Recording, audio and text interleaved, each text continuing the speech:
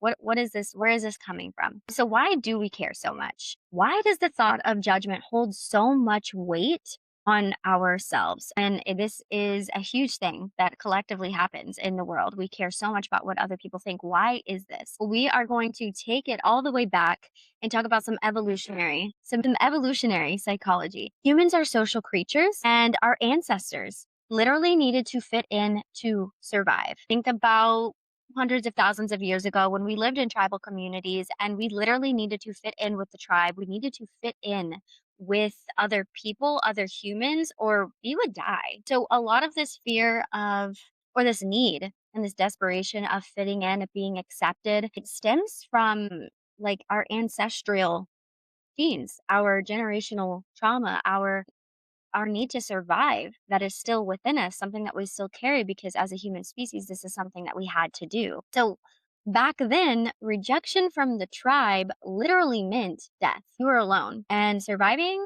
out in the wilderness like that all by yourself. Yeah, you would die. So we literally needed to.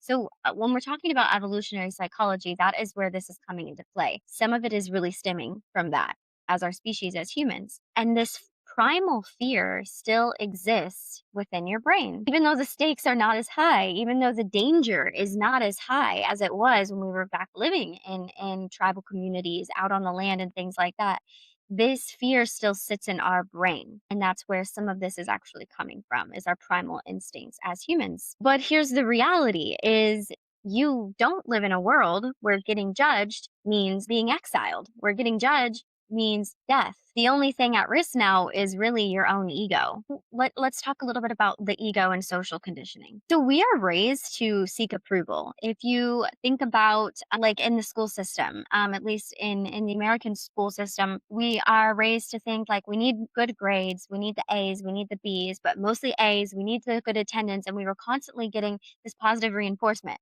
from good grades and from doing well in school means we got to get praise from our parents, from our teachers, and in a place that we were literally at like 30, 40 hours a week. And so we are literally conditioned to seek approval. And it stems back from whenever we started pre K or kindergarten. And whenever we were liked, whenever we were good at sports, whenever we made good choices, we got a pat on the back, we got a good job, you're doing great. So we have this conditioning that has made us seek approval constantly. And society has conditioned us to actually fear being different. A lot of in society, even like growing up on commercials, and I feel like things have gotten better now, but there was a certain mold that you had to fit, a certain body type, certain hairstyle, a certain way of being that was the ultimate way of being. Like this is the trophy and everyone should be like this. Everyone should be like Barbie. Everyone should,